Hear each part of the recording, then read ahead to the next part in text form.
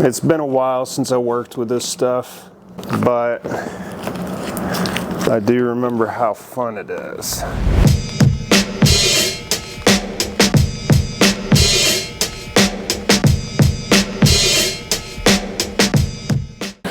Hey everybody, thanks for tuning in. Today I'm going to be showing you how I paint with this really thick textured gel medium, and this is actually one of the mediums that I used when I got into painting. There's a local artist here named Justin Gaffery here in the Panhandle of Florida, and his work is really thick. It looks like cake icing. You just want to reach out and touch it when you see his work for the first time. He does these beautiful landscapes, mostly flowers.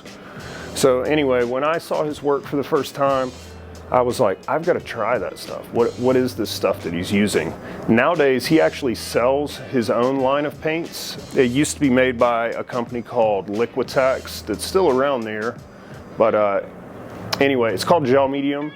It comes in many forms. The stuff that I'm using is super heavy gloss gel medium, and you can mix it with any acrylic paints, probably other paints as well, but it's really made for acrylics.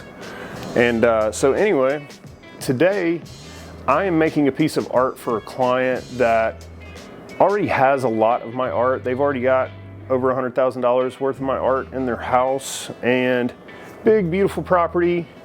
But we don't want everything looking too similar, but they still want more of my art. So in this scenario, which comes up quite frequently, there's many times where collectors will want many pieces of my work in their house. I try to give them something different though, because I don't want it to be all the same.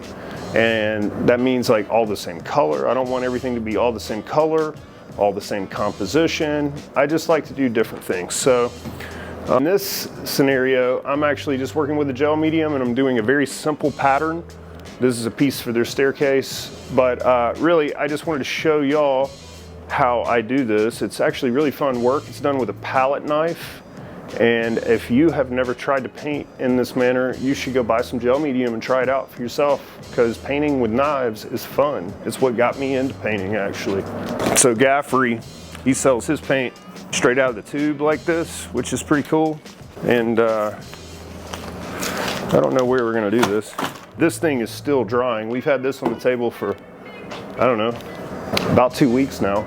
And it's getting really close, but it's not quite there yet. We're about to put it in the warehouse and put the big fan on it, I think, but we're running out of room in the main studio though. So yeah, here's a bunch of different types of palette knives. They come in many different shapes and sizes, and now we just gotta go grab the canvas. Going to chop it down.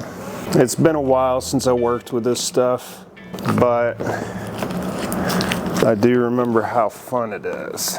Only thing is, I don't know if we're gonna have enough of it to go around, which kind of sucks, but it'll be all right. Or it won't. We'll deal with that later though.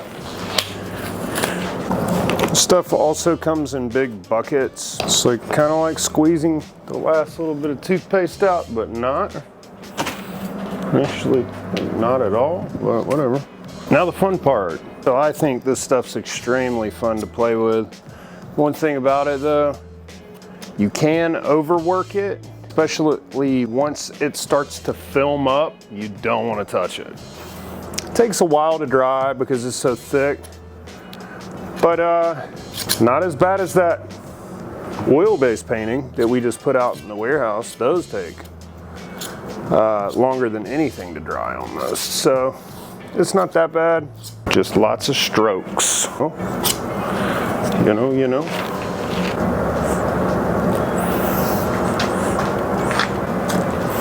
So you know, you can add color to this stuff too. I'm not adding any color to this painting because I want it to be all white. But yeah, as you can imagine, adding color to this is a lot of fun. It really is.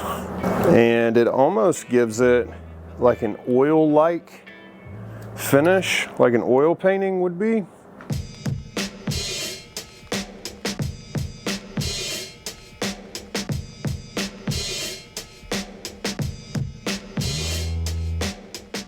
All right. Getting to that point where it's just going to be fine tuning this and then just letting it dry.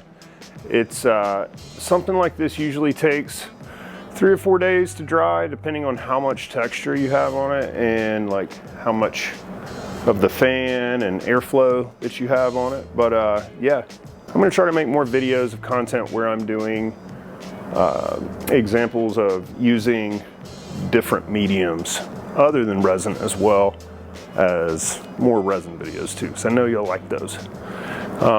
Also, if you want to learn the business of art and learn how to sell your work and build a career off of your passion, go check out my book down below in the link in the description, The Artrepreneur's Blueprint. It's going to be a super valuable resource on your journey, so go check it out.